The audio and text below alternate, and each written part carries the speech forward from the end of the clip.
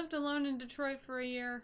So, my last year of college, 2016, I'm living with a few of my friends. I know I'm gonna graduate by the end of the year, and I start sending in job applications to everywhere I can find in Ohio, where my boyfriend was going to school. He is a year younger than me and had a year of school left, so I knew that if I moved somewhere else, it would be long distance, and I was desperately trying to find somewhere that I could live that would be close to him.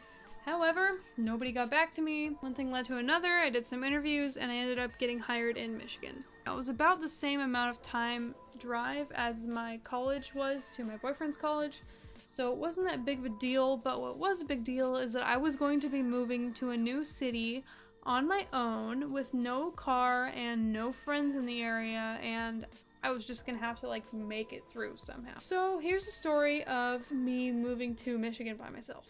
So I moved in early May, and my boyfriend lived with me that summer, so I had a little bit of time to get used to Michigan. He had a car, so we drove around, and then he went back to school in August, and from August to April, I had no friends. No friends. I maybe talked to people from work occasionally. I think I went out with people from work probably twice in that period, but any social interaction that I wanted to have, I had to go to a different state to get it. I had to go to Ohio to visit my boyfriend to see any of my friends. And so I lived alone with no friends for 9 months. And here are some things that I learned whilst not having any friends except for the friends on the internet. Number 1, Minecraft is a great game to play with your friends if you're long distance because you can log on, feel like you guys all have a home together, like having a Minecraft realm, and it gives you something to kind of physically do together even though you're in separate spaces. Number 2, video chatting with a friend while cooking makes cooking go by a lot faster. Number 3, if you don't do something with your life, if you don't find a hobby, find a place to go, find something to do, find a book to write, find a video to make, find a movie to watch, if you don't do something creative, something social, you're gonna go crazy. I spent so much time in that apartment doing absolutely nothing, just watching Netflix and eating Halo Top and just wondering what the hell to do with my time that I started a YouTube channel. Another thing that I learned is Detroit is not as scary as everyone says it is. Oh shit, I shouldn't say that. Wait, it's cool I lived alone in Detroit for a year. Okay, I just realized that this video is called I lived alone in Detroit for a year, and I'm not actually trying to protect my privacy about this time period, so all the times I said like specific state or whatever, or like was being general about it, just like sorry. Talking without a script is really confusing. I forget what I'm talking about and then I'm just sitting here like, what do I do now? Something else I learned is that if you live alone, you probably need a car unless you want to pay for Ubers constantly. It made me wish I lived in an area with trains, but I don't. So I eventually leased a car and kind of got ripped off, but at least I had a vehicle at that point. Something else I learned is that if you don't talk to strangers, you're not going to make any friends. That's just how it is as an adult. If you don't reach out and try to make friends, they're not just going to drop into your lap like they do in high school or even college sometimes. Like, you have to go find a place to seek out friends somehow. But I have another video talking about that, and I'll link it in the comments / at the end of this video. I learned some life lessons, I guess, about being alone, but what I think is more important is that I learned a lot about myself and my values and how I want to spend my time. When I was done living in that apartment, I moved, and after moving, I sort of have had a vision of what I want my life to be like in my head, and even though I'm still not there, it's getting a little bit easier to attain it.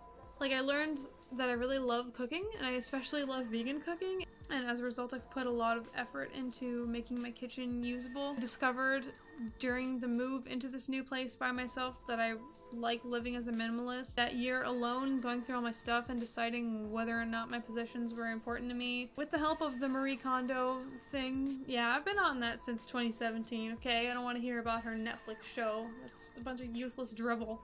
I'm glad that it introduced more people to the method, but oh my god, there's so much filler in that show. It made me want to pursue minimalism because I was surrounded by so much stuff. I think I have clips of like my messy place on my Google Drive, so I'll try to insert some clips here and you can see the squalor that I was living in before I got my shit together. You know what? I think that's the biggest point, is that living alone for a year and not having any friends and having every part of my life be miserable, where I just woke up, went to work, put pajamas on when I got home, and didn't really do anything for like 9 months. Just like stopped existing, just like became a zombie, like a robot, just like doing my job, discording with my friends, not even really playing that many games because I was too depressed. My point is that living alone for a long time made me get my shit together. It made me realize what I wanted out of my life, and it made me motivated to make my life better. It made me face the consequences of my own actions when there was no one else to blame for them. Like, leaving dishes in the sink for 2 weeks. Why does it smell bad? Who can I blame for this? Oh wait, it's just me that lives here. I need to get my shit together. Or, walking into my bathroom and having it be super messy and being like, oh god, who made a mess in this bathroom? Oh wait, it was me. The pile of boxes by my door from ordering stuff that I hadn't dealt with, and then I would walk in my door and see like a really tall pile of boxes and be like, man, who put this here? And then I'd be like, it's me from ordering all this shit that I don't need to order because I'm filling a void. I think it made me more in touch with my feelings. I think it made me a nicer person. I think it made me thankful for the people that are willing to socialize with me, whether it be online or people I meet in Detroit.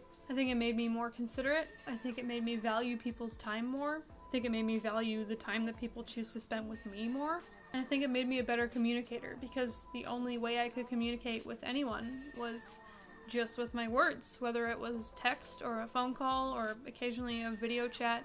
It was mostly my words that was communicating with people. So between that and the friend that I met at the end of my alone period in Detroit, I think I have just become a much nicer person that I like more. So if you live alone right now, or if you're about to live alone for a while and you're pretty scared and you feel isolated, just know that if you get yourself out of the mindset that you're lonely and you can't do anything and that you just gotta wait for something to come along, there's a lot that you can do in this time, and there's a lot of self-discovery to be had, and there's a lot of thinking for you to do about your own behavior and ways to improve your life and what you want for yourself, and you should take this time to think about all those things, to sharpen your skills or gain new hobbies, and to learn how to love yourself. It's really important. Alright, sorry for that rambly video. If you're still here, thanks for sticking around. If you would like to, hit the subscribe button, hit the like button, hit the bell if you really want to hear more from me.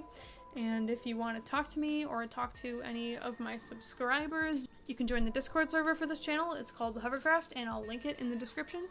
Thank you so much for watching. I love you. Hope you have a great life until I see you next. Bye.